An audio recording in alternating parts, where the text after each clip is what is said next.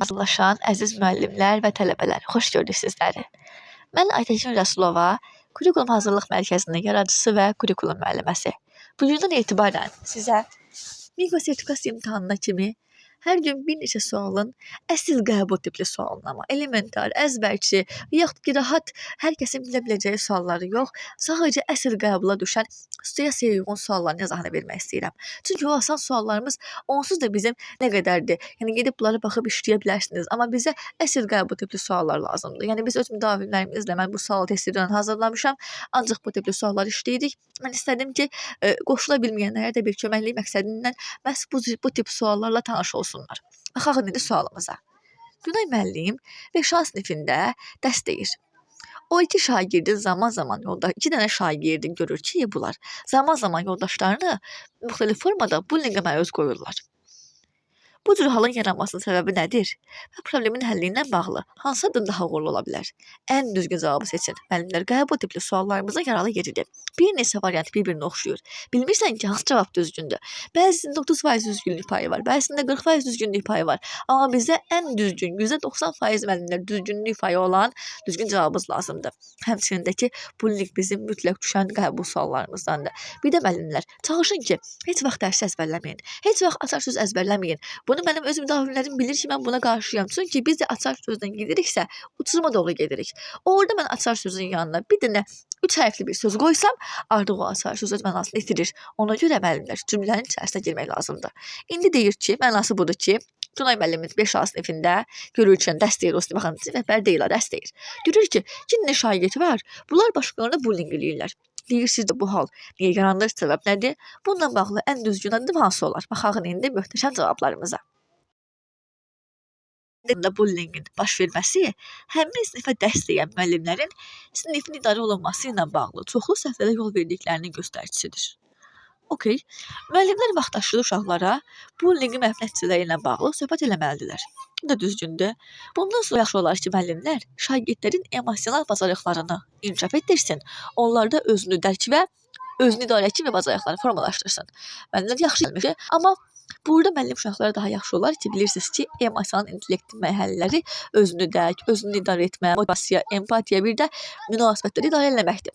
Müəllimlər bu sualın cavabının axırında motivasiya olsa daha yaxşı olardı. Yəni qismən məncə bir 20% doğruluq payı ola bilər.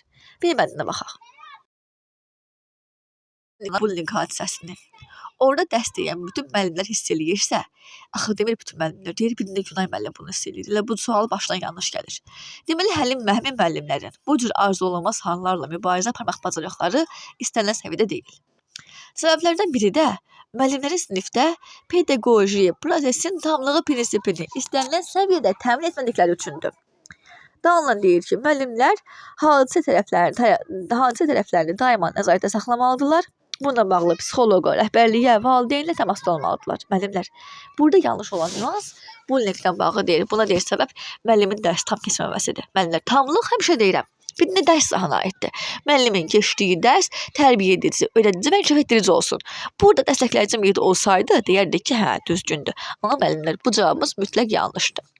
Səbəbində baxaq. Bu cür halın yaşanmasının səbəbi orada dərs deyən müəllimlərin və sinif rəhbərlərinin, şagirdlərin, uşaqlarla işləmək, onlar arasındakı münasibətləri düzgün qurmaq səyişlərinin, həmçinin bullying kimi arzu olunmaz halların qarşısında almaq bacarıqlarının zəif olduğunu göstəricisidir. Bəli. Müəllim deməli uşaqlar arasında düzgün münasibət qurmayıblar, düzgün səyişdə yoxdur. Səyişlərimiz nə idi fəaliyyətdən bağlı? Əməkdaşlıq, ünsiyyət düzdürmü? Bu yoxdur bu uşaqlarda. Şəxs sosial öyrənmə də yoxdur. Özlərinə apara bilmirlər. Bu da yoxdur.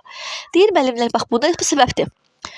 İndi bir şeyə baxaq, qarşısını almağa baxaq. Deyir bundan sonra müəllimlər şagirdlərə mənəvi dəyərlər aşılamalıdır. Həssas uşaqlarla vaxtaşırı söhbət eləməlidirlər. Bəli, həssas kimdir? Bullyingə məruz qalan uşaqlardır da bunlar. Həmçinin də ki, deyir bullying həyata keçirənlər xüsusi olaraq daima müəllimlərin nəzarətində olmalıdır. Bəli müəllimlər, düşünürəm ki, cavabımız C-bəndidir, amma yenə də oxuyaq. Bəlkə bundan da daha düzgün cavabımız olacaq. Bu cür halların yaşanmasının səbəbi onlara dərs keçən müəllimlərlə yanaşı sinif rəhbərlərinin və məktəb psixoloqlarının problemlə bağlı fəaliyyətlərinin zəifliyinin göstəricisidir. Bundan sonra yaxşı olar ki, həm sinif rəhbəri, həm fən müəllimləri, həm də psixoloqlar mövcud söhbətlər aparsınlar, mənəvi dəyərlər aşılansınlar. bura qədər düzgündür. Həmçinin şagirdlərin bullyinqə məruz qalan yoldaşları ilə maraqlanmaq vəzifələrini onlara xatırlatsınlar. Şagirdlərin vəzifələri nə idi bizdə? Dərsini oxumaq, dərsdən qalmamaq, sağlam həyat tərzi keçirmək, əməkdaşlıq, hamıya hörmət eləmək, düzdürmü? Bizim belə bir vəzifəmiz yoxdur ki, bullyinqə məruz qalanlara biz maraqlanaq. Yoxdur, deyəndə səhvdir. Yebəndində. Şagirdlər arasında baş verən bullyinq hadisəsi daha çox gizli olur. Bu situasiyada sinif müəllimlərini mühakimə eləmək doğru olmazdı. Lakin müəllimlər bullyinqi aradan qaldırmaqla bağlı həm psixoloq və valideynlərlə əlaqə saxlamalıdırlar, həmçinin müəllimlər hər dərs uşaqlarla bu mövzuda maarifləndirici söhbətlər eləməlidir.